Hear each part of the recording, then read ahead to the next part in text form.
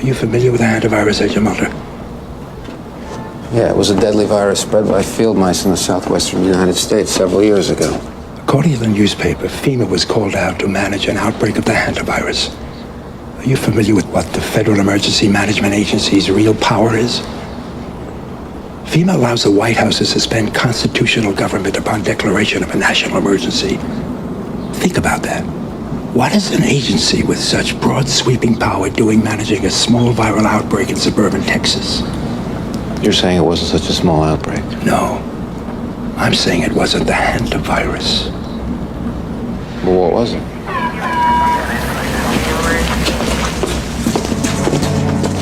What was it? When we were young men in the military, your father and I were recruited for a project. They told us it was biological warfare, a virus. What killed those men? What killed them, I won't even write about. We have no context for what killed those men, or any appreciation of the scale at which it'll be unleashed in the future. A plague? The plague to end all plagues, Agent Mulder. A silent weapon for a quiet war. The systematic release of an indiscriminate organism for which the men who will bring it on still have no cure. They've been working on this for 50 years. While the rest of the world have been fighting gooks and commies, these men have been secretly negotiating a planned Armageddon. Negotiating with whom? I think you know. The timetable has been set. It'll happen on a holiday when people are away from their homes. The president will declare a state of emergency, at which time all government, all federal agencies will come under the power of the Federal Emergency Management Agency, FEMA, the secret government. They call me paranoid. Go back to Dallas, Agent Mulder, and dig. Or we're gonna find out along with the rest of the country. When it's too late.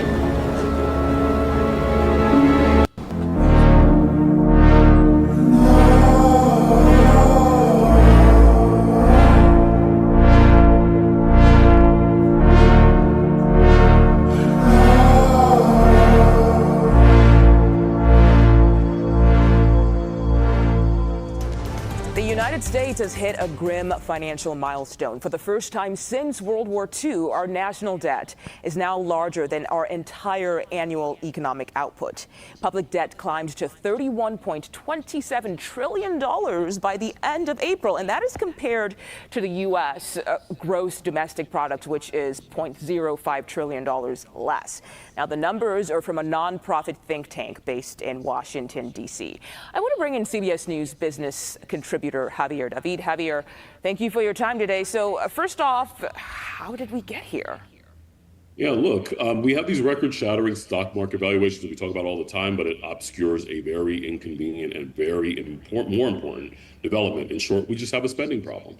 Runaway outlays in Washington by both major parties. They keep running ahead of tax revenues. There's no even the slightest pretense of reforms that would rein in all of this deficit spending. And we talk a lot in these debates about discretionary and defense spending. But really, most of the heat and light in the federal budget really takes place in entitlement spending. So what we're really talking about is Social Security and Medicare. And the lack of revenue means Uncle Sam's got to issue debt in order to cover all of its spending needs. And we're now at this point where the government is just paying more in interest costs. And that's even outstripping Medicare and National Security. So we have an aging society, costs are spiraling higher, and there's really no guarantee that we can continue to just simply kind of grow our way out of this, or foreigners will continue to finance the U.S. government's profligacy. And can you help us make sense of the big picture here? Can you talk about the risks associated with rising debt and where that ultimately leads us? Yeah, look, the term that's being floated around, or refloated really, is fiscal or sovereign debt crisis. And we've seen this usually when we're talking about it, it's in third world countries or emerging markets. But, you know, we have problems here of our own, and that entails borrowing costs spiking above the Treasury's ability to kind of contain the fallout from that, or even just keep the bills paid. And that means bond investors demand a higher premium to hold U.S. debt, and they just have less appetite to do so. So the Committee for a Responsible Federal Budget defines it as a crisis, as like this sharp rise in interest rates on new debt that would significantly reduce the value of existing debt. In short, that just spirals further out of control. Is there any way to make sure this does not spiral further out of control? Is there even an answer to that? Well, the answer, of course, is we need to get our spending under control, but there's no sign of that. The Yeah. Treasury has lost the Treasury debt has been losing a lot of what it calls the risk-free allure. People want Treasuries because they're safe and they're liquid, but there are all these risks out there, and investors just are getting much more and more skeptical about paying the bills. And now we have the Iran war, we have tariffs, inflation risks are skewed decisively higher, and it makes bond investors demand these higher yields just to incentivize holding the U.S. debt. And we're rapidly appointing this point of just kind of losing control of the narrative. Wow, so much to keep our eye on and hope things get better down the line for our kids and our kids' kids. Javier David, thank you so much. We appreciate your insight today. Thank you. Best way to fix prostate problems. Shalom. I want to give all praise, honor, and glory to Yahweh, Ba'ashem, Yahweh Shai, Ba'ashem, Rakak, Kodash. Double honors to the apostles and elders of Great Millstone rule well. Peace and salutations to the elect, and much respect to the brothers pushing his word in the four winds of the earth. And shalom to you few sincere sisters out there. This is brother Ariel coming at you with another lesson. And well, I'll just get into the first two videos first, because this video was not about the virus. I mentioned it in my last video, but it shows you predictive programming. Okay, it shows you that they put these things in different TV shows and movies and stuff because it's what they're planning to do. Now they have to tell the populace either directly or indirectly what they're going to do in order for them to perfect what they're trying to do. That's what they believe inwardly. They have to do that first. And that's what they've been doing for years now. But we all know the end.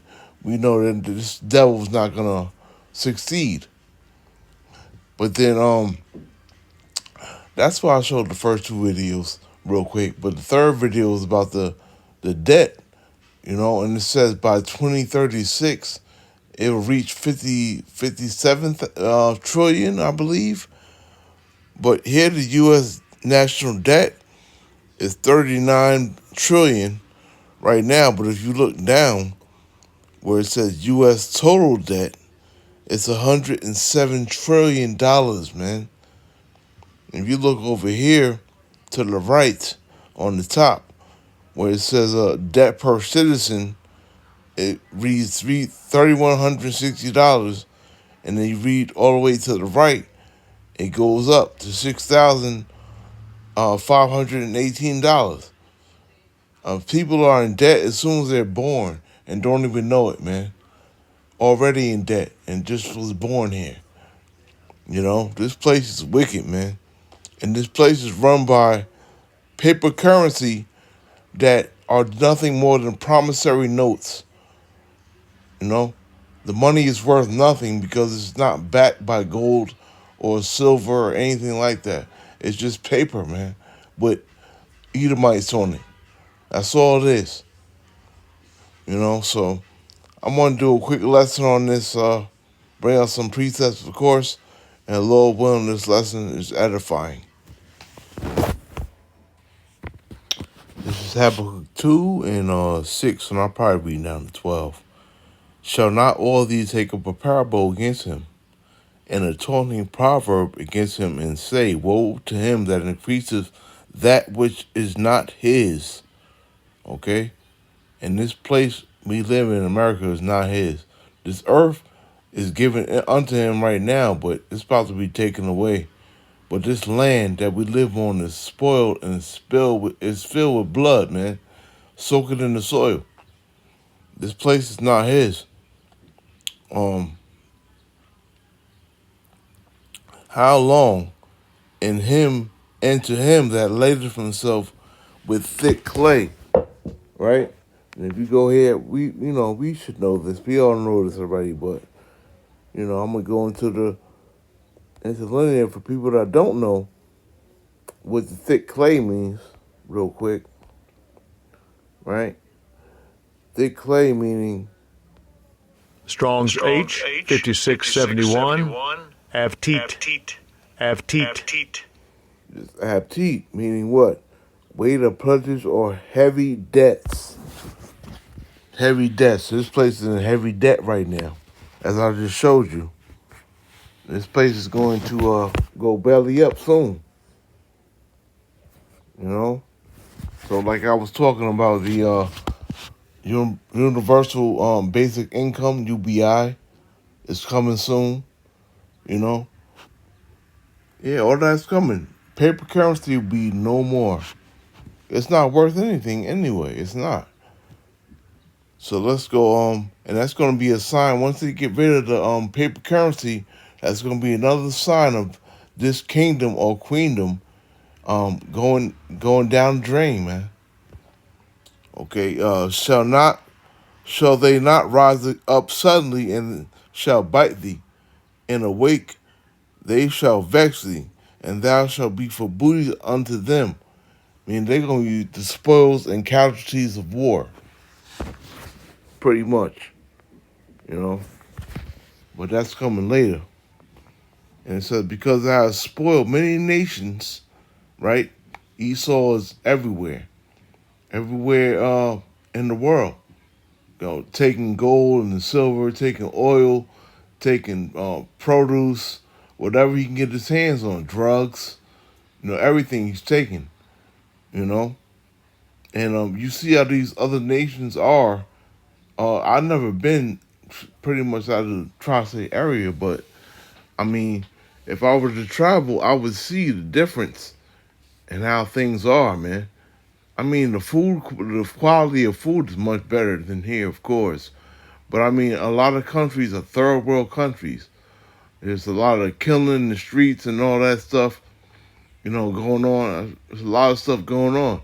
And that's going to go on here in Babylon the Great real soon. Okay? Because thou hast spoiled many nations, all the remnant of the people shall spoil thee, because of men's blood, and for the violence of the land and of the city, and of all that dwell therein. Woe to him that coveteth an evil covetousness to his house, that he may set his nest on high, right? Because Esau loves them tall skyscrapers. He loves that. He loves rock climbing and mountain climbing. You know, he loves high altitudes. You know, let me see. Let me set his nest on high, that he may be delivered from the power of evil. And that goes to Isaiah 47. You know, you read that chapter, you'll understand this verse right here. That he may be delivered from the power of evil. And that's what his inward thought is. A lot of these movies you watch, I just watched the movie, They Shall Kill You, or They Will Kill You, one of those. It came out this year. And this woman, she got trapped in this hotel with these people that, you know, worship Satan, and Satan promised them immortality. And she had to kill these people to get her sister back. I mean, it was stupid, but you know, there's always a meaning in everything that we watch. It's always something, you know. So if you're looking at it through your spiritual lens, you know, you'll see what they're trying to, the message they're trying to get across, man. You know, and it's all about Satanism here in America, man. It's one big pentagram we're living in, one big seance, if you will. Okay, they believe in this evil evil doings that they do. Thou hast consulted shame to thy house by cutting off many people, and hast sinned against thy soul. For the stone shall cry out of the wall, and the beam out of the timber shall answer it. Woe to him that buildeth a town with blood, okay, and establish a city by iniquity. Okay? Of course it's talking about Edomites. They've done this here, they've done this all over the world, man. But they pretty much are like vampires.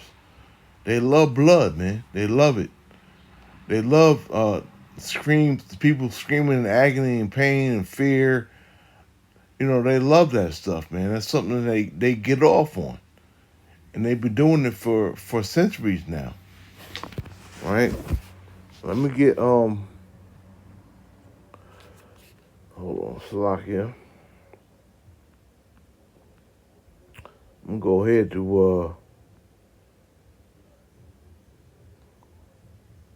go to Revelation 18:7 real quick too. This place is going down, man. This place is going down. Revelation 18:7, where it says basically this whole chapter is talking about America, of course, and the other countries, you know, that made money with America. And soon, you know, the Lord is going to cut all that off, man. He's going to cut all that money making, all the exchanges of currency and produce and whatever is going to be no more. No other nation is going to make money with America again. You know, this place is done. And it says here in 7 how much she had glorified herself, right? It's always America is the greatest nation on earth. Bless America and nowhere else, and all this crap they always saying. They think this place is going to continue forever, but it's not. For how much she had glorified herself and lived deliciously, so much torment and sorrow give her. For she hath said in her heart, I sit a queen, and am no widow, and shall see no sorrow. And that's the inward thought of this place here. The people that run America, which is not even a country, it's a corporation, but it's being run by the top banking families, and they feel like it's gonna, like I said, they're gonna continue forever and be able to, you know, do what they want and get away with it. That's what they think, man. But this place is going down. You know, and we're seeing the beginning of this place going down. And I had mentioned how they trust in the evil, and I'll go into Isaiah 47. I'm not going to read the whole thing because my mouth is starting to hurt. But I'll read 8 through 10 real quick. And this is all going about America, or virgin daughter of Babylon. That's America, okay? And this is speaking about Yahweh Shai as well. I said, let me go here. Straight to the point. Therefore, hear now this, thou that art given to pleasures, that dwellest carelessly, that saith in thy heart, I am, and none else beside me. I shall not sit as a widow, neither shall I know the loss of children. But these two things shall come to thee in a moment, in one day, the loss of children and widowhood. They shall come upon thee in their perfection, for the multitude of thy sorceries, and for the great abundance of thine enchantments. For thou hast trusted in thy wickedness, thou hast said, none seeth me. Thy wisdom and thy knowledge it hath perverted thee. Thou hast said in thine heart, I am, and none else beside me. Okay? And that's how they feel. They feel like, you know, the left-hand side, which is Satan, is stronger than the Almighty, Yahweh, on the right-hand side, not knowing that Satan works for the Almighty Yahweh. But they're thinking that Satan is the great power on the earth, okay? And he's just doing his job. He's doing what the Most High tells him to do. And these people don't understand that. They think that they're pretty much hand in hand with the great power, but they're not. They are not at all, and they're gonna find that out. So they can do their seances and their evil black magic and their sacrifices and whatever they do. They're gonna find out that it's not gonna benefit them at all real soon. Let's get James real quick too, man. Let's get the book of James real fast. Cause it's speaking about these I went into this before a couple of times, but you know, I'm gonna go into it again.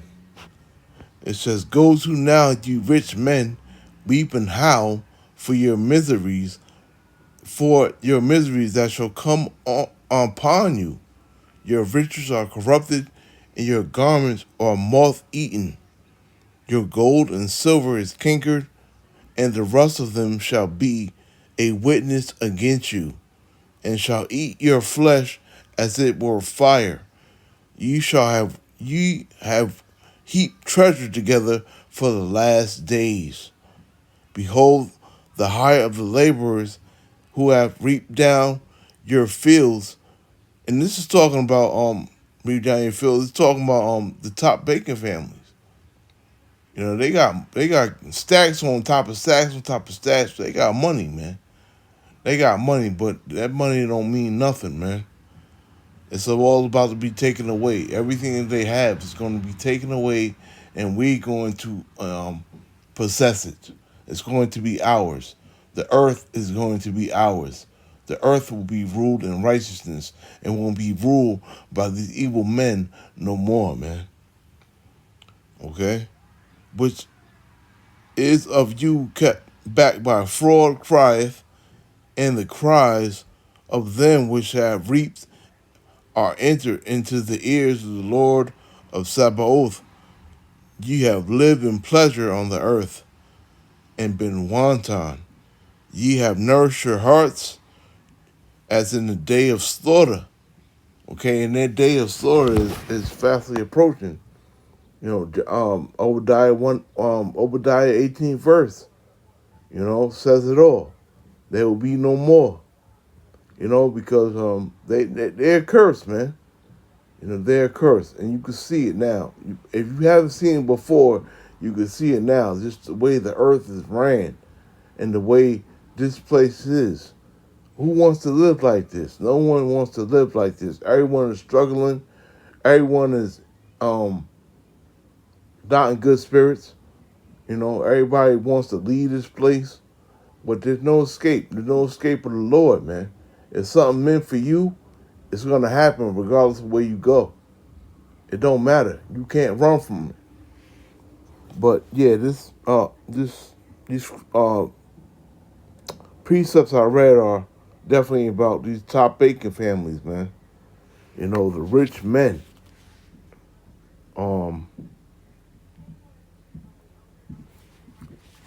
Right. Let me get Isaiah. Let me get Ezekiel's Salakia. Let me just get Ezekiel real quick. 7:19.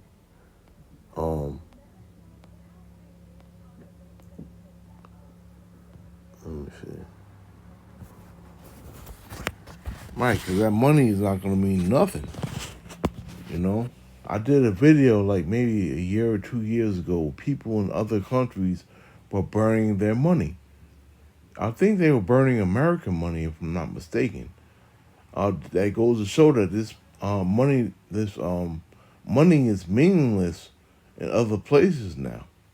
It's not the standard anymore. Okay, and these people here in Babylon the Great will be doing this pretty soon. They shall cast their silver in the streets, and their gold shall be removed. The silver and the gold shall not be able to deliver them in the day of wrath of the Lord.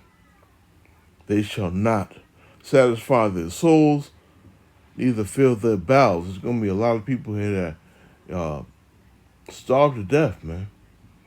That's what it's talking about right here. Because it is the stumbling block of their iniquity. And that's what we see every day. People, committing iniquity, which is sin upon sin, day in, day out, like it's nothing. They're going to have to pay for that. They're going to have to answer for that. They are.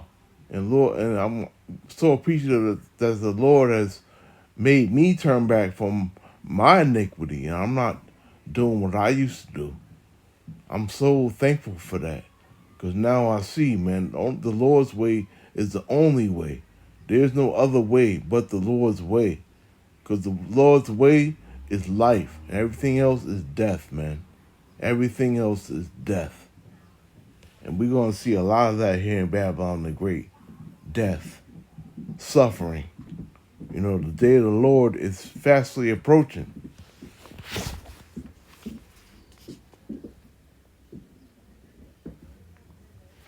Let me just read this real quick, and I'll get up out of there.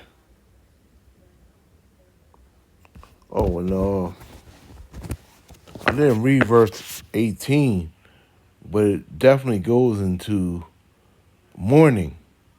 A lot of these people here are going to mourn. It says, they shall also gird themselves with sackcloth, and horror shall cover them, and shame shall be upon all faces, and baldness upon their heads, which represents mourning. There's going to be a lot of mourning here, a lot of weeping and gnashing of teeth, a lot of wailing, a lot of crying. A lot of things are going to happen. We're going to see a lot, man. It's not going to be good, I was going to read that, but let me just get Malachi real quick, and I'll end it here. Malachi 1 and 4. Matter of fact, I'll just read 1 through 4 real quick. The burden of the word of the Lord to Israel by Malachi. I have loved you, saith the Lord. Yet ye say, wherein hast thou loved us? Was not Esau Jacob's brother, saith the Lord? Yet I loved Jacob, and I hated Esau, and laid his mountains and his heritage waste for the dragons of the wilderness. Whereas, and that shows you, the Lord loves Jacob, and he hates Esau, man. It's not a color thing at all, because there are Israelites that look like so-called white people. There's Israelites in every nation. Okay, we were scattered throughout the four winds of the earth. Okay, so it don't matter what color you are, man. It's all about the spirit. What type of spirit you're in. What type of spirit you have. Your bloodline, which you go back to. Okay, so the spirit will bear witness to whom you are. Okay? But the Lord hates Edomites. Even Edomites are that look black and look like other nations of the earth as well, man. They're not all just so-called white-looking people or Caucasian-looking people. Okay, there are Edomites in other nations as well. Okay? And it says, I hated Esau and laid his mountains and his heritage waste for the dragons of the wilderness. Whereas Edom saith, we are impoverished, but we will return. And this is the inward thought. And this is what I'm getting into, where they're using, this paper currency and this debt and everything, plus the Hansa virus too. Okay? It's a part of their plan. They want that reset, man. So they want everything to turn to shit when they turn on the electricity, and they take away the food and all that, and then leave people to fend for themselves. And once all that is over with, I mean, in between, it's gonna be very rough. They're gonna come back with this solution, which is gonna be the RFID microchip. They're gonna come back with that and say, look, we have a solution. Just have this implanted in your hand, and you can return to society and be safe. That's what they're gonna do. You know, we are impoverished, but we will return and build the desolate places. Thus saith the Lord of hosts, they shall build, but I will throw down, and they shall call them the border of wickedness. Okay, they're going to look to build and seek to build, but they're not. The Lord says it here, he's going to throw down. So whatever they try to build up, it will be torn down. Okay, I believe in Job 20, it talks about their enterprise. Okay, the Lord will come visit them while they're eating, while they're making, their enterprise work. The Lord will come out of nowhere and stop all that, man. That's what's gonna happen. So it's gonna look like they're winning, but we all know they're not gonna win at all. They're gonna win for a little bit, a little second, but they're not gonna win the war. Okay? They may win a small battle, but they're not gonna win the war, man. They're not. And they shall call in the border of wickedness, the people against whom the Lord have indignation forever. Okay? So the Lord hates Edomites, man. He hates Edomites for how they are, how they carry themselves, the things they do, to other people, the spirit that's within them. The Lord hates them. And we're going to see that. Like I said, read Obadiah 18 first. The Lord hates Edomites, man. And all Edomites had that same trait, man, of just wickedness. And all they love to do is wickedness. And that's in any nation. Could be Edomite, like I said. So I just wanted to bring this out real quick, man. This man is going down. And we can see it, man. It ain't happened yet, but it will happen soon. Shalom.